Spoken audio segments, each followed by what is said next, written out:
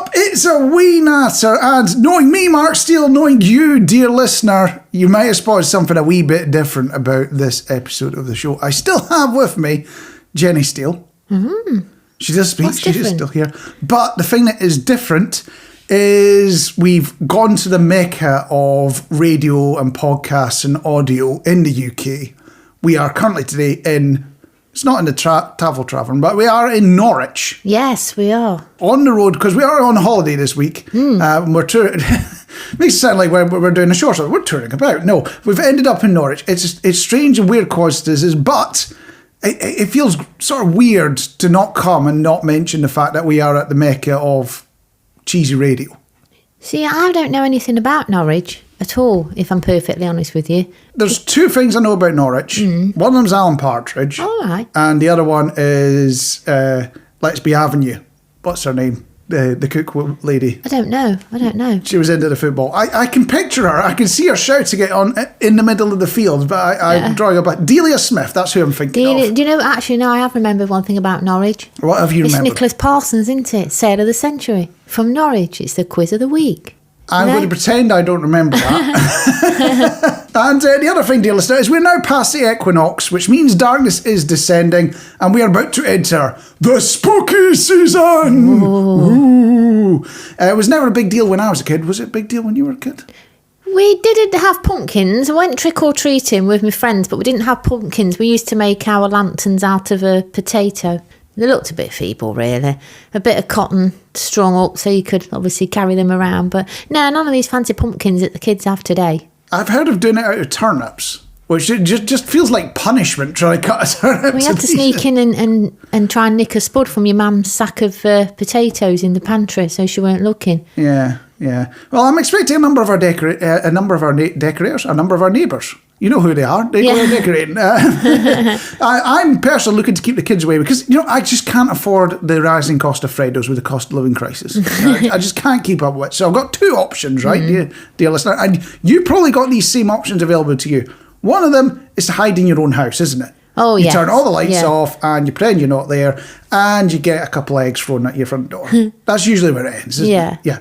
Or, number two, is to go so scary the kids will be traumatised until next year. Oh, I'm liking number two. I've been trying it out myself. I'm already training Sooty, the solid radio cat, to play dead.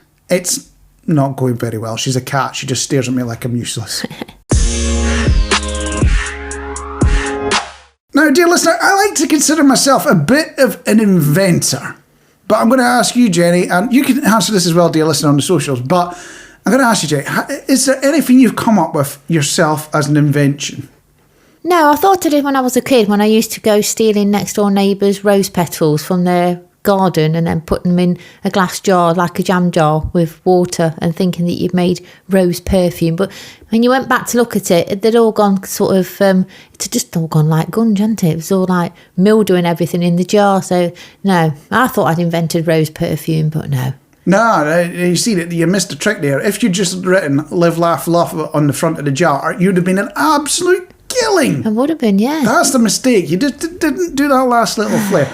So my invention, dear listener, and it's genius, right? So remember the days before COVID, right? And you used to get dragged into sleeping sessions, meetings at work. Yeah. Even if your job wasn't office-based, you'd get dragged into meetings with some level of regularity, don't you?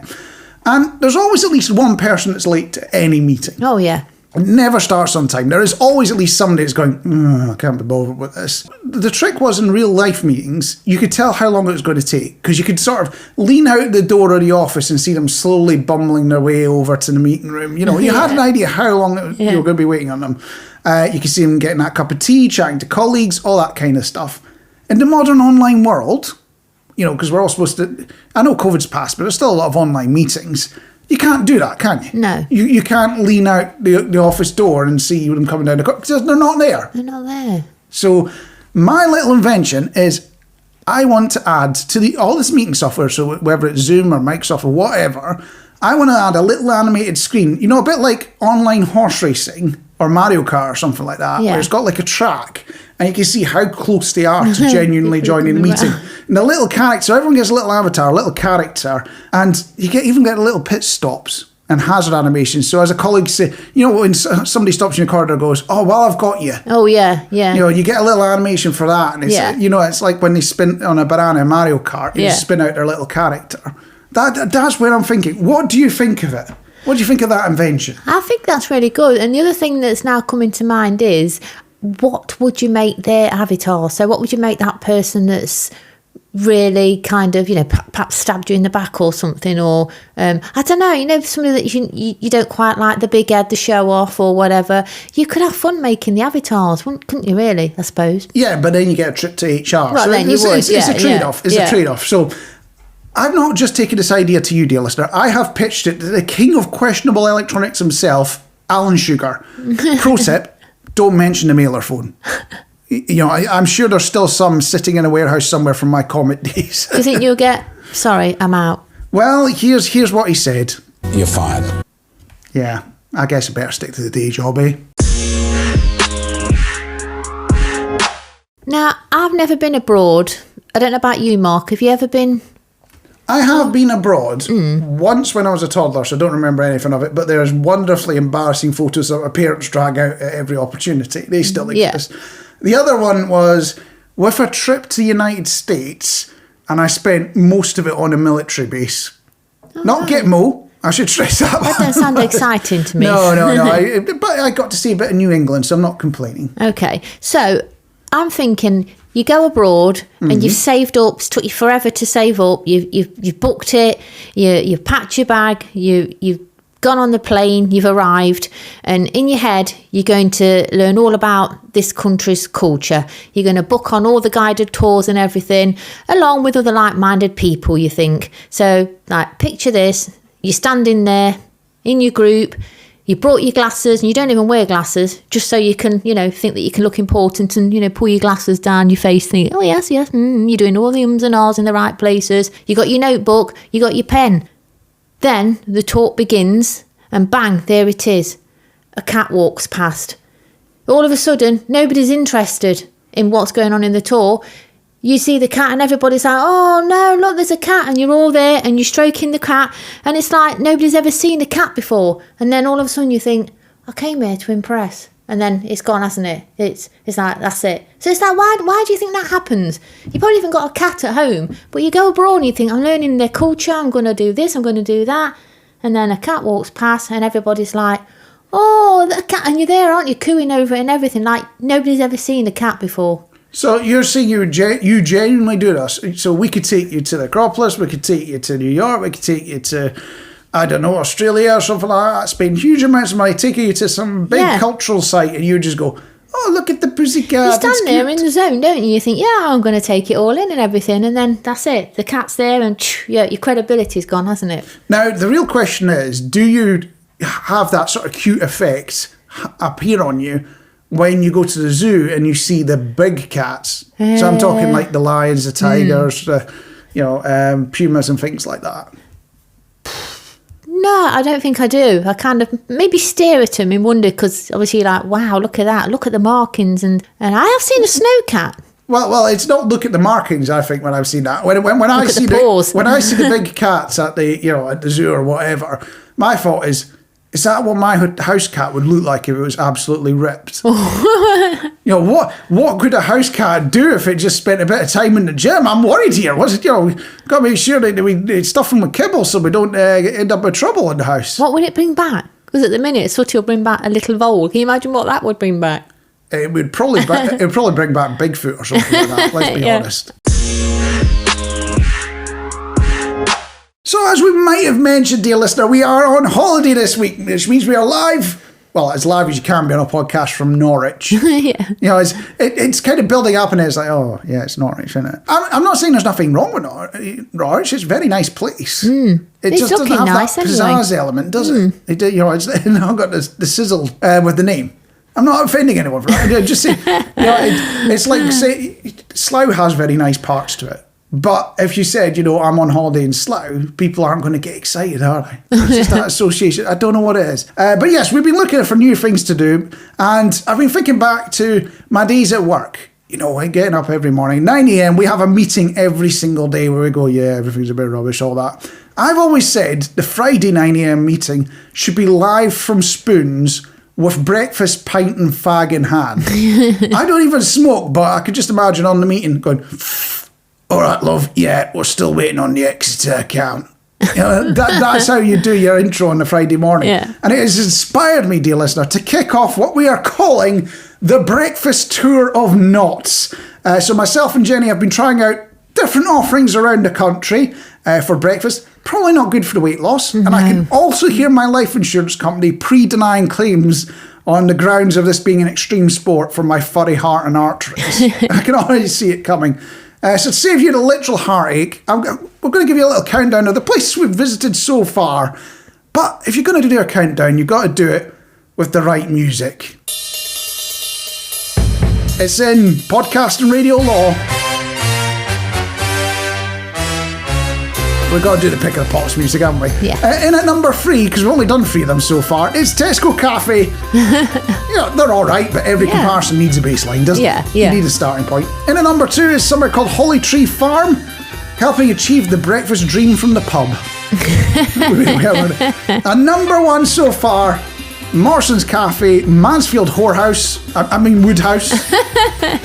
I've got to get the name right. I can't call them out if I get the name wrong. But I've got to give us a couple of special mentions as well. Yeah. Brown Betty's in Nottingham, which will mean nothing to anyone outside the area. We've not done that one yet, have we? Rest in peace, it will be missed. Oh.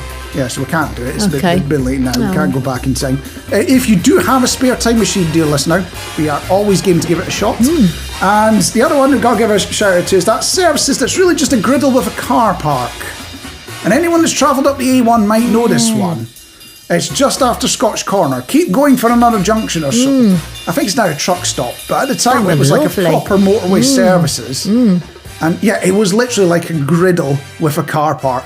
And I think I'm still recovering from that. They did the egg spot on. I like to say that. About the food. So I'm going to open it up to you, dear listener, whether it's in the whole of the UK or even in the world.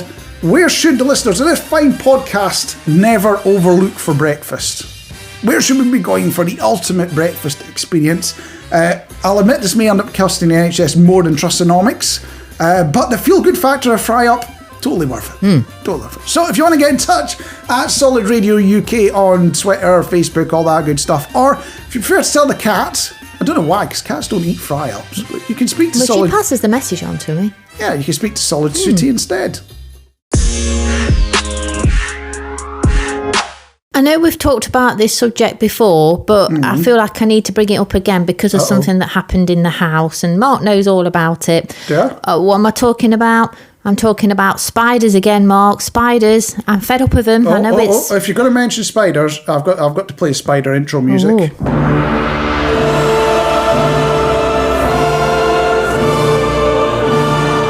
They're big, creepy things as far as you're concerned. That sums it up. Yeah, they're horrid. So I want to know if it's the right thing to do to interrupt. I want our listeners, I want to see if they agree with me. Was I doing the right thing when I had to interrupt Mark, who was on a very important Zoom meeting with work? Yes. Because there was a spider downstairs. So... you see it, don't you? So we've got shutters up in the house, and I was doing some cleaning on the shutters, and I flipped them open, and there it was on the window ledge behind the shutters. It was that in between size. So if they're quite tiny, they don't particularly worry me. Up to a certain size, I can't cope with it, and it was one of those big, thick, chunky ones, jet black. And I thought, oh no, and I can't. And once you see it, you can't unsee it, can you? So I creeped up the stairs, thinking, I hope Mark's not on a call, and he is. He's there. He's on Zoom, and he's got all the different profiles up of people that's also on the call. And I'm like, oh God! So you come back downstairs again, and you're kind of doing a little bit of a scaredy dance, and you're thinking, I can't cope, and you keep looking at the spot because you don't want it to move, because then you don't know where it is, but you want to know it's kind of still there. So you want to see it, and you don't want to see it. So in your mind, a spider is kind of like the evil villain in, you know, a scary movie you might be watching at this time of year.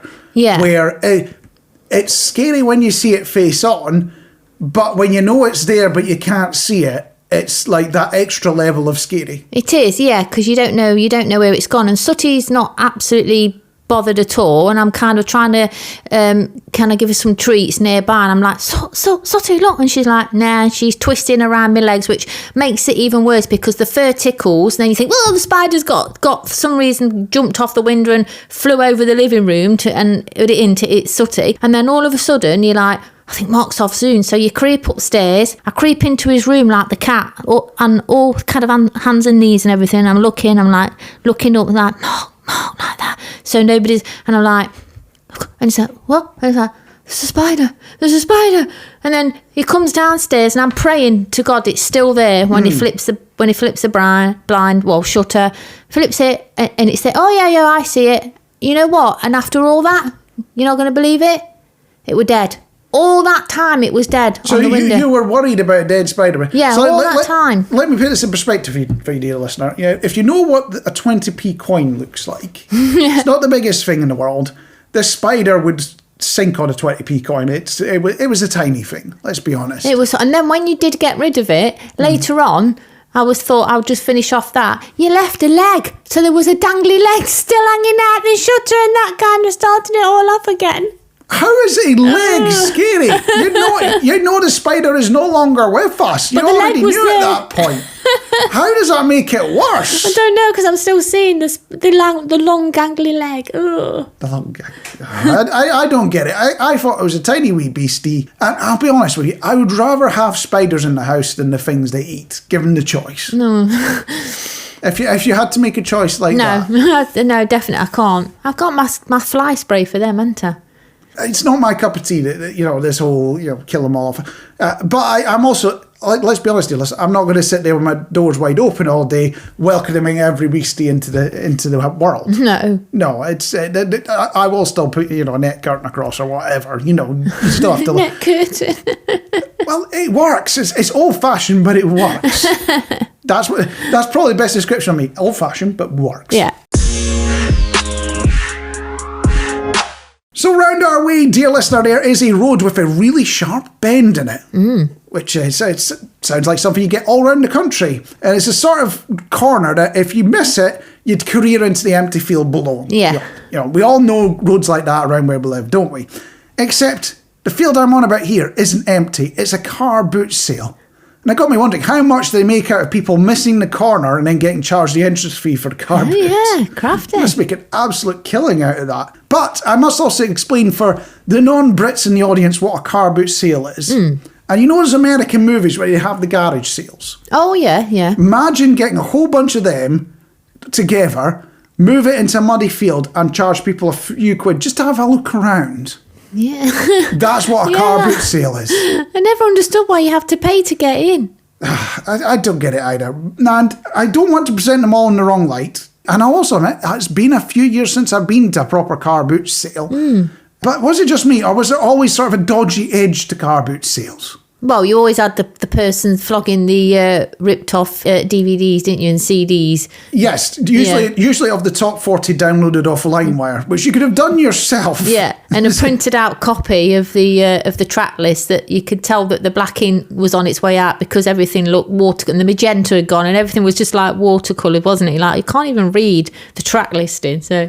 Yeah, this is dating us a bit. You do realise that, don't you? And there was always at least one stand doing what you could call a Del Boy special. Yeah. 200 boxes of whatever they happen to acquire, cough, air quotes. Yeah. But in reality, 99% of people are there to flog the stuff even eBay laughed at. Yeah. That's what's usually at a car boot sale. But it got me thinking about my own little money spinner, all these things about car boot sales. Open a stall at the boot sale, taking bets on which of the other stalls would be raided by police or trading standards. Oh, yeah. That's what I want to do. It's win-win. If there's no raid, I absolutely rake it in. If there is a raid, we all get some entertainment. Yeah. Now, we're on, is it episode 4 now, Mark? I think it's 5. Is it episode 5? Wow. I'm bamboozeled why we're still on at this point. Yeah, me too. So, if you're a regular listener to these podcasts, you'll know that every week I have a little bit of a whinge about something. I think last one, it was Facebook. This week, I'm going to have a little bit of a moan about public toilets. Okay. We all use them. Well, I think we all use them. And for me, my little moan this week, and contact us if you agree with me, if you've had the same situation, is toilet roll. Toilet roll? Toilet roll. I mean, that was a big hot topic, at the start of the pandemic when everyone was building, like, paper thrones next to their porcelain thrones. But this, and I'm not on about the type of toilet roll, so I'm not on about how soft it is, or is it the stuff that rips you to ribbons. I'm not particularly on about that, although I can have a moan about that, but I won't this week. My thing with toilet rolls is when you go to use the toilet roll, you can't get it to come out. I don't know what's going on, but you pull it and like a little quarter of something comes out, or it rips in your hand. So you're like, I can't get the toilet. So you're kind of trying to pull it, and you can hear it clattering around and nothing's coming out. And then all of a sudden you can pull it out and then like loads will fall out, or you can't actually find where the toilet roll starts. So you've got your hand halfway inside that metal casing that they put them in, trying to find the beginning of the toilet roll so you can pull it out. Do you have that problem? You pull it out and it rips it off, and you've only got like not even half a sheet. Yes, I'm sitting there going, yes, I know this problem. It happens all the time. Yeah. Yes, there is no great solution to it, unfortunately, because I've seen some places where they've just given up on using these dispensers and they put like put it on top of the toilet or something. Yeah, and all that happens is some mad lad comes in, soaks it and turns it into wall art. Well, yeah, I've seen that. You can't. I guess they can't win either way, can they? But I'm thinking, do I now start bringing my own toilet roll? Bringing my own. How posh are you? You bring your own toilet roll to a public toilet. I have a toilet roll competition. Well, you've got Andrex, I've got. Mind you, I'm saying that's posh. What would be really posh is you have a trailer on the back of your car that you take everywhere that is your own public, like a chemical toilet Portaloo type thing, just strapped onto the trailer. Yeah. And that's your own private restroom that you take everywhere with you. That would be like the height of luxury, I think. I'm just going shopping. Just going shopping. I might need the loose. I'll take the trailer with me. Yeah. But the thing that's really got me about public toilets is, and you're bound to have seen this if you've gone basically anywhere, is the awards they have up in them, like Loo of the Year. Oh, and yeah, you wonder how, don't you? For the very best toilets, it's usually been awarded in a year starting 19-something to something. That's showing how often it is. But the thing I've wondered is that genuinely somebody's full-time job to go up and down the country visiting these different bathrooms and going, well, that one's a 9 out of 10, that one's a 10 out of 10, so therefore we're going to give that one. Does somebody genuinely rate and award all these toilets? I think they get the awards on the amount of flowers that they put in the toilets, because I've noticed that every toilet that's got an award has got like either a bunch of carnations in the jar or like a bunch of daffs or something. So I'm wondering, if you stick a jar of flowers in your toilet, that warrants you an award. Well, that's a woman's toilets. Do you not get them in a guy's toilet? You can occasionally get them, but you don't see them very often in the gents. And the other myth I'll tackle is, because I used to be a bit of a handyman in previous lives, and changing light bulbs and things in toilets and whatnot. We're all as mucky as each other. That's what I'm saying. Yeah. You know how sometimes you hear or read something that makes you, scream out in your head, what year is this? What year is it? For me this week, it was hearing the name Mariah Carey. Oh, right. And what pops into your mind when you hear that name? Christmas song. Yeah, a certain seasonal hit, isn't it? Or maybe even that other song she did. It wasn't a seasonal hit, where she was communicating with dogs. Oh, I don't know. She was very high-pitched at it. I remember that. Yeah. Well, apparently, she's been popped out in the news again. She wants us all to hear her 1995. So that tracks. That's about the right time. Yeah. Grunge album. Oh, right.